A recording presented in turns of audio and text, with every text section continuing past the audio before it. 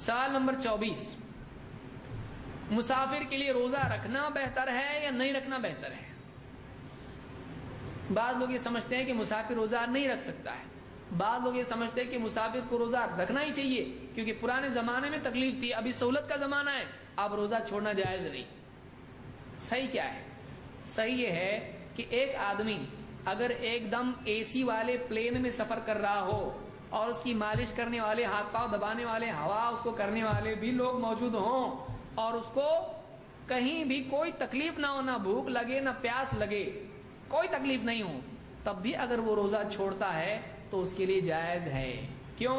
اس لیے کہ اللہ تعالیٰ نے جب سفر کے اندر مسافر کے لیے چھوٹ دی تو یہ نہیں بتایا تکلیف والے سفر میں چھوٹ ہے، بے تکلیف سفر میں چھوٹ نہیں ہے۔ اللہ نے جب سارے مسافروں کو چھوٹ دی ہے تو آپ اس میں اپنی طرف سے اجتہاد نہ کریں تو یہ اچھا ہے۔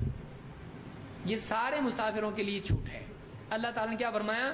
فَمَنْ كَانَ مِنْكُمْ مَرِيضًا أَوْ عَلَى سَفَرٍ فَعِدَّةٌ مِّنْ أَيَّامٍ أُخَرَ، تو لہٰذا تم میں سے جو مریض ہو یا مسافر ہو تو وہ دوسرے دنوں میں روزے کی گنتی پوری کر سکتا ہے، یعنی وہ روزہ چھوڑ سکتا ہے چاہے کیسا بھی سفر کیوں نہ ہو، آسانی کا ہو راحت کا ہو، چھوڑ سکتا ہے۔ اب بہتر کیا ہے؟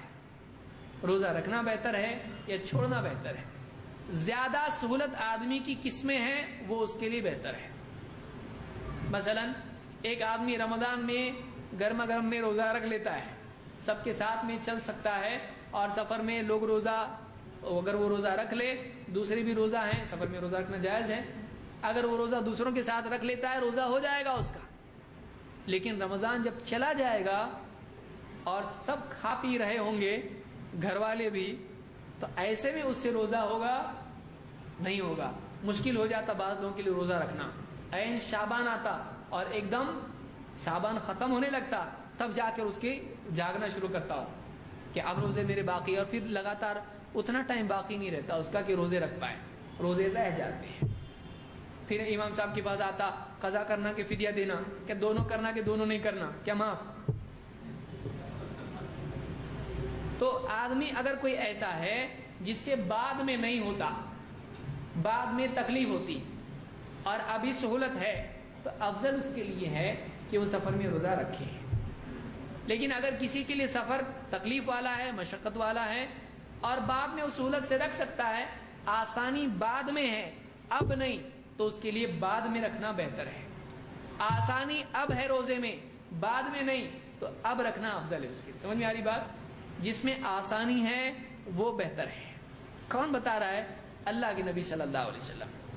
حمزہ ابن عمرو اسلمی رضی اللہ عنہ کہتے ہیں کہ انہوں نے کہا یا رسول اللہ، اے اللہ کے رسول، اجد بی قوۃ علی الصیام فی السفر فهل علی جناح، کہا کہ اللہ کے رسول میں روزے کی طاقت محسوس کرتا ہوں، یعنی میرے اندر طاقت ہے روزہ رکھنے کی سفر میں بھی، تو فهل علی جناح، اگر میں روزہ رکھوں تو کوئی حرج ہے اس میں؟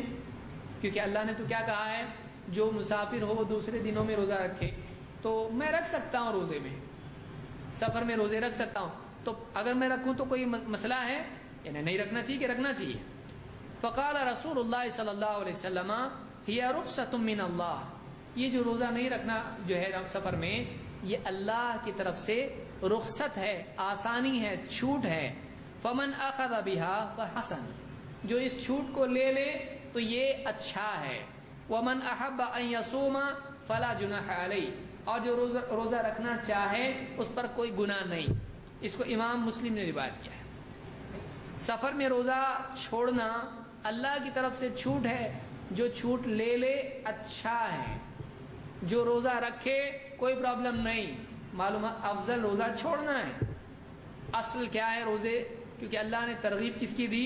چھوڑنے کی دی، تو افضل کیا ہے اس کے لیے؟ روزہ چھوڑنا۔